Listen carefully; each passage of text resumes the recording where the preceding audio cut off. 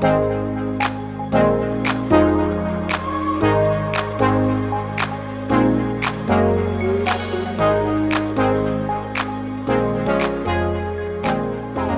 everyone, welcome to 164 Diecast.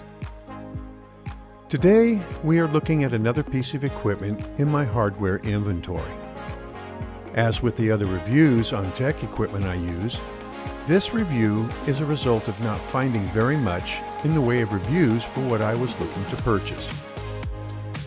I have an Asus Zephyrus G14 laptop with an AMD Ryzen AI9 HX3D processor and a mobile RTX 5080. I bought that to use for playing games while lying in bed rather than getting a handheld gaming device, which of course I did anyway. It is a great small 14-inch laptop, but I was thinking of getting something a bit more powerful that I could also use for creating my Hot Wheels YouTube videos. A couple of years ago, I had bought a 16-inch Lenovo Legion 7i Pro with an Intel processor and an IPS screen. That was a very powerful laptop, and it worked great, but I eventually sold it when I got the Zephyrus. As I was reading reviews for best 16-inch gaming laptops, two were mentioned over and over: the Razer Blade 16 and the Lenovo Legion 7 Pro. Everyone knows the Blade 16 is a beast in both performance and cost, but the Legion 7 Pro often came out on top. And since I had a good experience with the previous Legion 7, that was my choice. So I visited the Lenovo website. Over $5,000 for a laptop? No. How about Best Buy? $4,000 and not in stock for a lesser spec system? Nope. Newegg? No better. B&H? No better. Then, because there is one within driving distance, Micro Center. Wait, what? $3,100 for a Legion 7 Pro with an AMD Ryzen 9955HX3D, 64 gigabytes of RAM at 5600, 2 terabyte SSD? I figured the SSD must be a Gen 4, as it wasn't listed, and most sellers always listed a drive as Gen 5 if it actually was. I didn't care. Gen 4 would be plenty fast enough. Except, as you will see here in a minute, it is a Gen 5. And not any Gen 5, but a Samsung 9100 Pro. I can't guarantee that is what you would get if you went out and bought one, but that is what mine turned out to be. For $3,100. I couldn't get to Micro Center fast enough. But before I bought this, I wanted to know if it was any better than the Intel 275HX that every other high-end laptop had in it. Problem is, once again, I could not find hardly any reviews on the Ryzen 9955HX3D systems. That is partly because there aren't many, and a lot because all the reviews are a year old. Why is it every time I try to read about something I am thinking about purchasing, the online reviews are a year old? But then again, at some point, this review will be a year old too. Anyway, other than the processor, my system is exactly the same as the ones in all the other reviews. And there are a lot of those. So I'm not going to rehash what you can already read about from some great reviewers out there. Instead, I'm going to run mine through Cinebench 26 to stress it and see how it responds. I'm going to test it while flat on my kitchen countertop, then retest using a Razer high-performance cooling pad, and finally retest one more time without the cooling pad but raised up in the back to allow for better airflow on the bottom where the intake vents are located. I set the system to performance mode and disabled the on-chip AMD GPU so the system can only run off the mobile RTX 5080. Surprisingly, the graphics run through DisplayPort 1.4, as you can see from GPU-Z here. There are 4 lanes putting out 5.4 gigabits per second for a total of just over 20 gigabits per second. Since the system can provide the full 175 watts of power to the GPU and uses the full 16 lanes, we should see good results on the Cinebench GPU test. CPU-Z shows us we have a PCIe 5.0 bus and the BIOS is the latest AGESA. Our dual-channel RAM is Samsung DDR5 at 5600 megatransfers. HW Info confirms this and also adds information about the NVMe drive, which we see is a Samsung. Researching the model number shows this to be an OEM version of the Samsung 9100 Pro, which is a Gen 5 4-lane NVMe drive. I downloaded the Samsung Magician software and confirmed it is indeed a Gen 5 drive. This was further borne out when running Crystal DiskMark. Over 14,000 read speeds and over 13,000 write is unbelievably fast, as fast as it gets. But before we get started looking at the Cinebench results, let's see how fast my system boots with all these top-tier parts inside. Hey everyone! In this video segment, I'm going to show you how long it takes the system to boot into Windows 11. As you can see, I have already unboxed the system. I have it set up on my kitchen counter, flat on the countertop for testing, without a cooler under the base. We will talk more about that in a bit. All of the installation process has been completed, and some of the programs I will be using with it are installed. Steam has been installed, and one game so far, Clair Obscur 33. I have configured the laptop to power up and turn on automatically when the screen is lifted. Keep in mind, if you decide to do this, it will cause the system to always have a small amount of power, which will drain the battery slowly, even when powered off. I have it set to run off the RTX 5080 with the onboard AMD 680M graphics chip turned off, and it is in performance mode. It is being powered by the included 400 watt power brick and not running off the battery exclusively. I do not have a password or passkey of any type installed, so we can see the actual boot time. Let's see how long it takes to boot into Windows.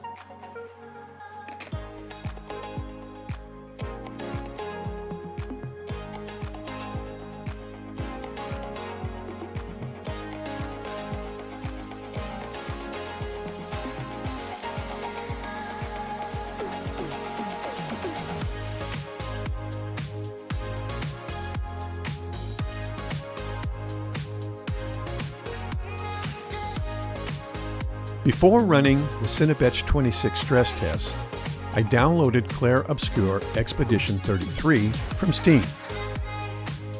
Here we see the pre-download temps on the Ryzen 9955HX3D processor in the low 40s on all cores. The 9955HX3D is a detuned version of the 9950X3D desktop processor. Both processors are dual chiplet designs with a large L3 cache, which boosts performance in many games. We can see the temps on Core 0 at 46 centigrade and Core 1 at 44 centigrade. Before starting the download, I did a Wi-Fi speed test using Ookla to see how much of the 1 gigabyte Spectrum internet speed I was getting. My internet comes in through my own modem, not the crappy one Spectrum charges you for if you rent theirs. I have an Orbi Wi-Fi 7 router with mesh satellites. The laptop was located about 15 feet from the router while sitting on my kitchen counter with direct line of sight, which should allow the Media-Tek Wi-Fi 7 card in the laptop access to the full capabilities of the router. The Ookla test showed I was obtaining 702 megabits per second download and 39 megabits per second upload speeds. That is close to being in line with what I get on my desktop systems with my Area 51 and my hand-built MSI system. You will see here in a moment I got a bit better actual download speeds when I downloaded the game. As we get into the download, we see the temps on the CPU vary from low to high 60s and wattage around 101C. CPU speed runs between 5.3 and 5.4 gigahertz. The Samsung SSD is coming in around 38C overall, which is a good temp. The 5080 is at 54C on the GPU and 62C on the memory while using about 31 watts. The GPU is not being stressed at all during a download. Wi-Fi is downloading at around 900 megabits per second. The Steam app verifies this speed. Pretty good speeds all around. Here are the Cinebench 26 test results with the Legion 7 Pro flat on the counter with no cooling pad. This will be our baseline for the other tests with the cooling pad and with the laptop propped up to enhance the cooling intakes on the bottom. Again, we have the laptop in performance mode and locked to the RTX 5080. We are booted into Windows 11 with just the Cinebench and CPU ID HW monitor apps running. Of course, there are other processes running, as that is how Windows 11 operates.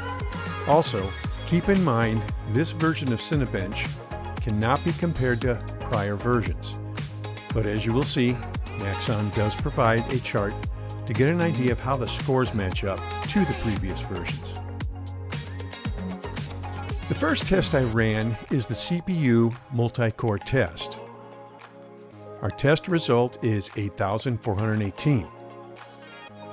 Note the score just ahead of it is for an Intel Core Ultra 9 285K that came in at 9,132. That is a high-end desktop chip. So the Ryzen 9955HX3D score is pretty impressive. Next up, I ran the CPU single-core test. This test always runs on Core 0, which is always the primary core that is used for single-threaded applications. Cinebench does not give us a comparison table for this particular test. But, as you will see from the information on the Cinebench website, this is a strong score at 664. Finally, I ran the GPU test. As you can see from the chart, the comparison units aren't all that useful, with maybe the exception of the Apple M4 Max. The mobile RTX 5080 here gets a solid score of 90,399. Again, you will see this is quite impressive. In the final chart shown here, we see all the scores shown together. Let's see how this compares according to Cinebench. Cinebench does not compare laptop CPUs, but here we can see how the 9955HX3D stacks up compared to some of the top-tier desktop chips. As you can see, in multi-core, it fits in below the 9950X3D and above the 9800X3D. However, we need to keep in mind the 9800X3D is a gaming-oriented CPU with 8 cores and is not intended for productivity applications, and is therefore not a good comparison with other multi-core chips such as the 9955HX3D. This chart shows what to expect from different score tiers. Our score of 8,418 puts us in the high-end laptop level.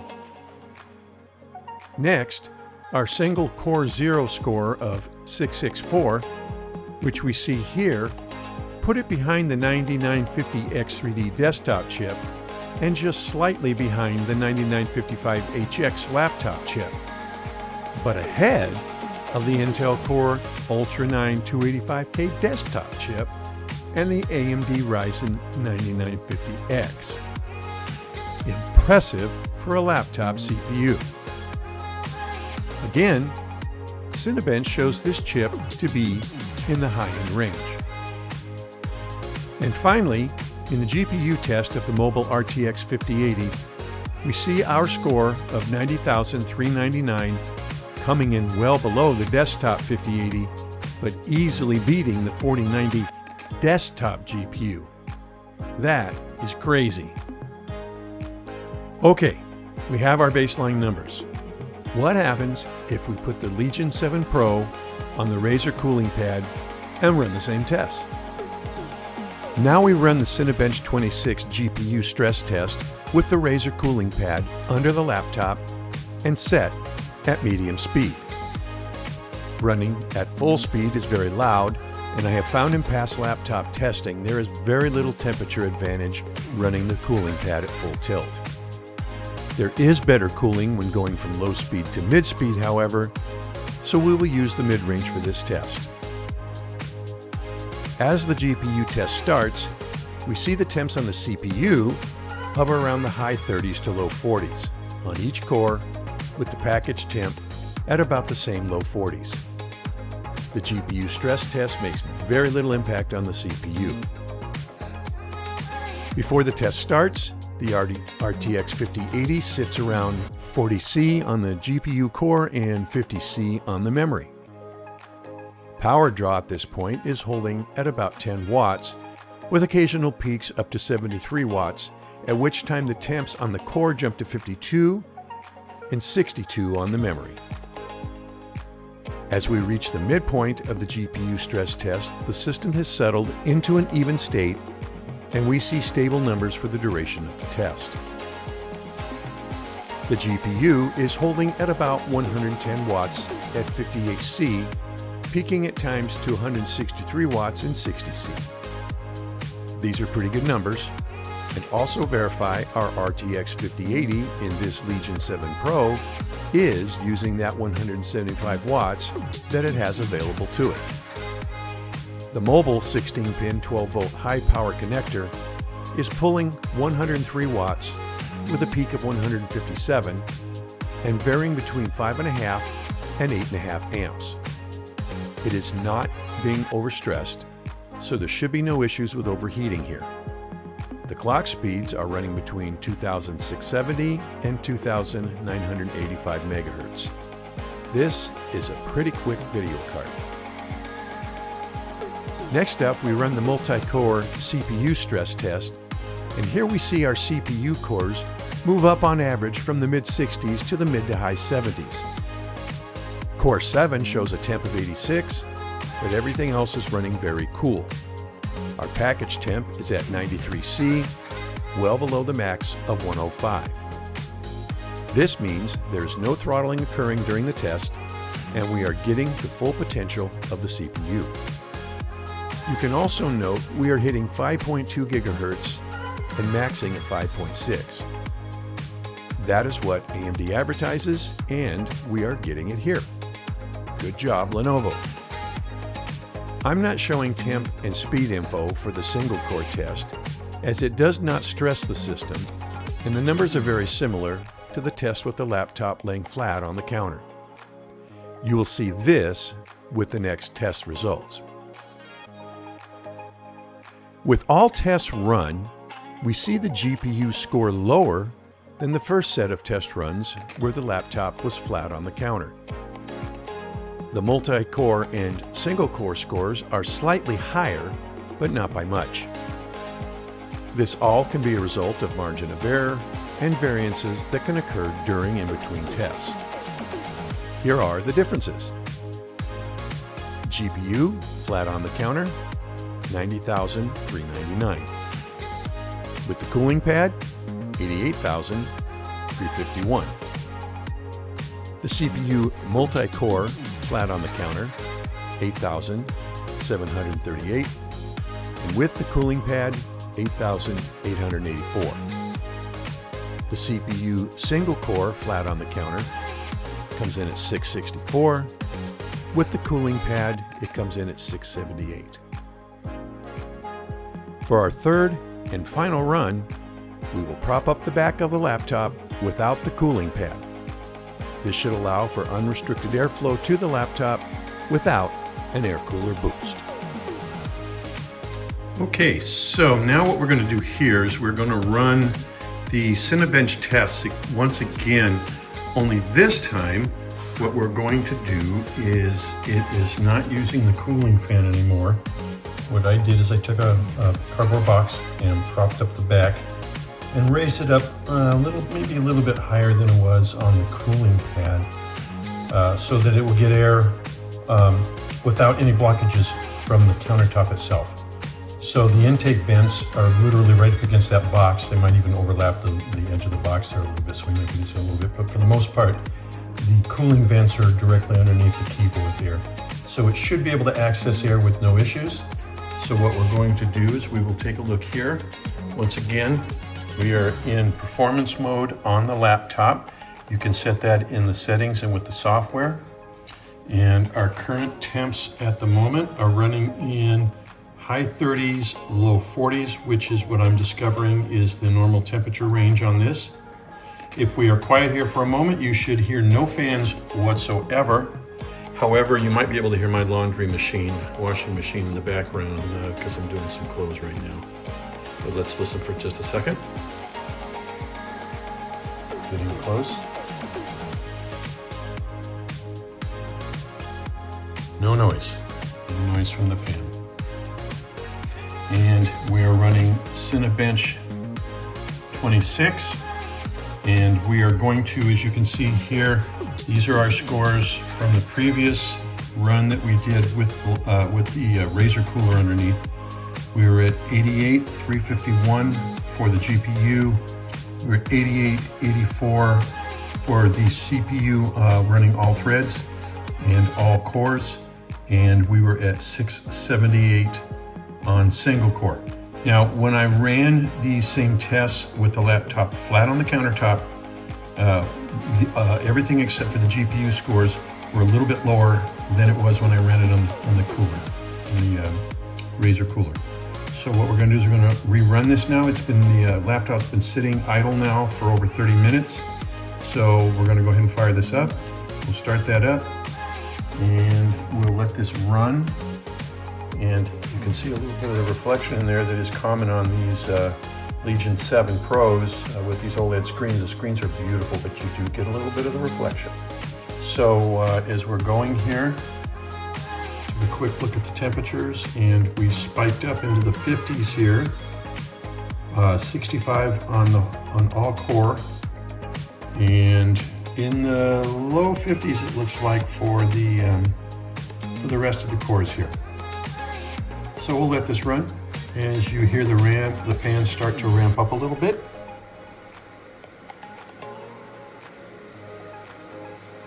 But as of right now, at these temperatures, there it goes, it's coming up a little more. The fans are starting to kick in a little more. Those high temps you see on the right there, that's from the previous runs, because I have not turned off HW monitors. So what we're looking for here is the ones on the left. Those are the current temperatures that this system is running at right at the moment. And we'll let that run for a few minutes and then we'll take a look at it. Since this is running the GPU test, not the CPU test, those core temperatures in the CPU don't really matter as much. This is what's important right at the moment, because this is what's being hit hard by the Cinebench program. And as you can see, the GPU is currently at 63.7, now it's 9, now it's 64.7. So it'll fluctuate a little bit here and there as the program runs. And we are running at about, well, it went up to 135 watts on the GPU, now it's at 151. So this thing can hit 175.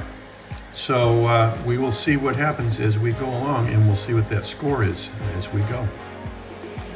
All right, so we are now at the halfway point on this test, and we are currently at 88,800 and some, just dropped to 700 and some.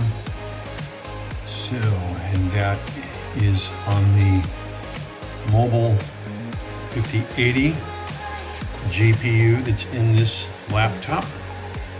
And as you can see, we are running right around 140 watts at the moment, and our temperatures are 62 degrees, 64 degrees on the GPU, and right around 60, some mid-60s for the memory. So those are okay temperatures, and considering this is being stressed out at max, that's not bad. So there we are. You can hear the fans. Again, we are running at performance, which means it's running everything at max levels. And you can hear the fans, but they're definitely not like jet engine loud or anything like that. All right, the GPU stress test has completed, and our score came out at 88,938. That is slightly higher than the score that came out on the cooling pad. And we will go over here and take a look real quick at our temperatures. GPU is now down to 42.9 and the memory at 52 degrees. So that's the temperatures as it cools down here. We're going to let this thing sit for a little bit so it cools down completely, and then we will run the next set of tests, which is the multi-core test. And we'll see how that comes out. Right now, our previous score with the cooling pad was 8834. We will see how that comes out. Okay, we've given the system a chance to cool down a little bit, so we are now at, let's change this to the,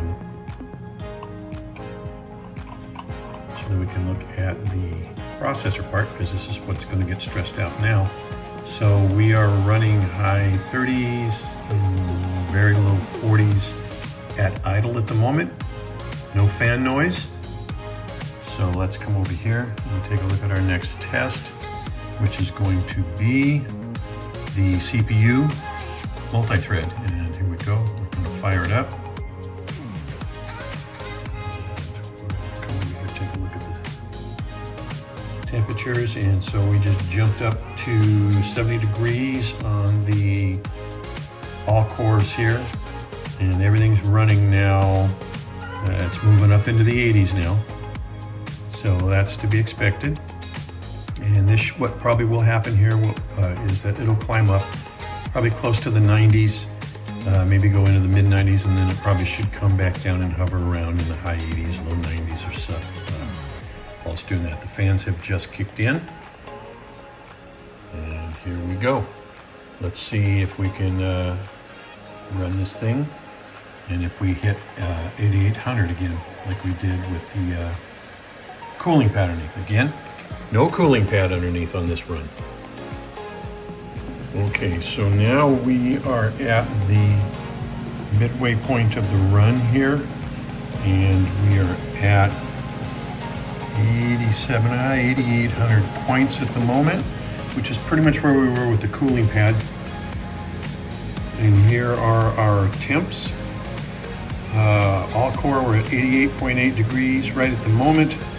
And most of these cores are in the mid to high 80s. So that's pretty much what's to be expected under a full load like this.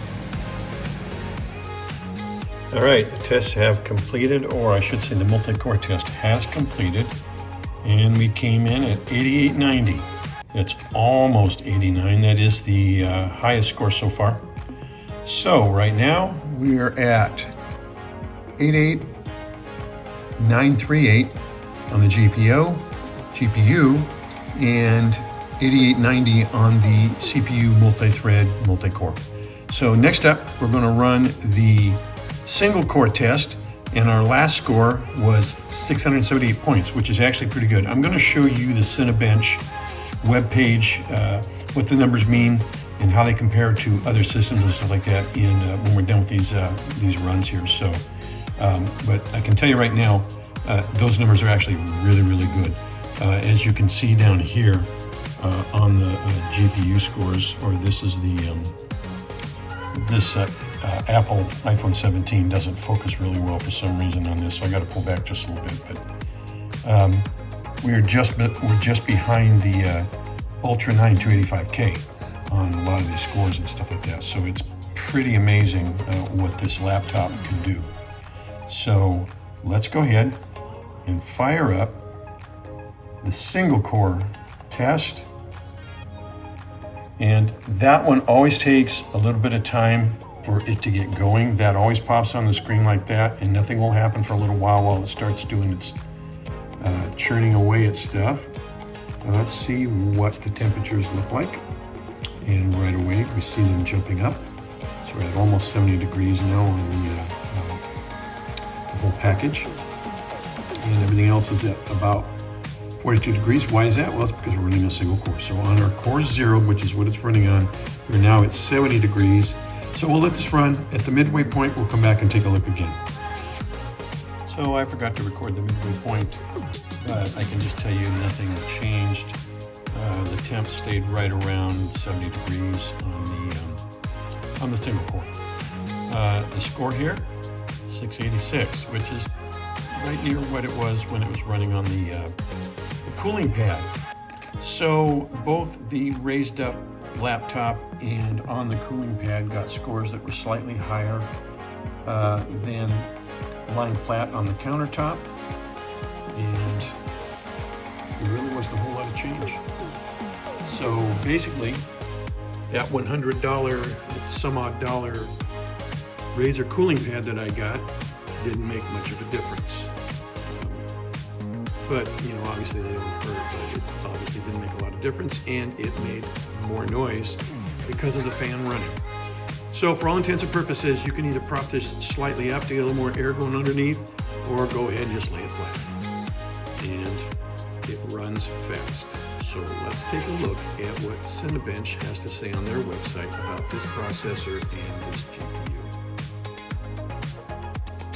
Since we have already looked at the Cinebench 26 numbers and comparisons, we will take a look here at the Passmark testing numbers. In the first chart here, we see the Ryzen 9955HX3D achieve a Passmark score of 62,753. The chart shows how it compares to other processors, and right off, the first processor we see is its big brother, the 9950X3D, and it is 11.8% faster. That is actually pretty amazing for a mobile laptop chip. From there we see the following. The 9955HX3D is 12.3% faster than the Ryzen AI Max Plus 396, 10.5% faster than the Ryzen 9 9900X3D, 7% slower than the Ryzen Threadripper Pro 9955WX, 4.8% slower than the Ryzen 9 9950X, and faster than the remaining chips on the chart, with the exception of the last two, the Apple M3 Ultra 32-core and the Ryzen 9 9950X3D2, which are 16.2 and 15.3% faster respectively. Considering the Ryzen 9 9950X3D2 is considered the fastest gaming processor in the market right now, the 9955HX3D being only 15% slower is truly amazing for a laptop processor. In this next chart, we get the gaming score ranking from Passmark. Here, the 9955HX3D sits at the bottom, but remember, the chips in front of it are desktop parts. When we look at the overall rankings by Passmark, it shows the 9955HX3D as fastest of all tested laptop CPUs. What is surprising is its placement compared to all desktop CPUs. It finishes in 30th place out of 1,571 desktop CPUs that includes the fastest of both Intel and AMD. That is astounding. I ran the Cinebench tests on my Zephyr's G14, but it crashed every time when running the GPU test on the 5080 that is in the G14. The multi-core tests finished at around 4,400, which is about half the score of the Legion 7 Pro. I also ran the Cinebench tests on my Alienware Area 51 with a Ryzen 9 9950X3D and RTX 5090 just to see for comparison purposes, and got these scores. If you want to compare to see how the 9955HX3D with the mobile RTX 5080 stacks up. The GPU score came in at 162,061. The CPU multi-core at 9529, and the CPU single-core at 741. The RTX 5090 obviously crushes all other GPUs.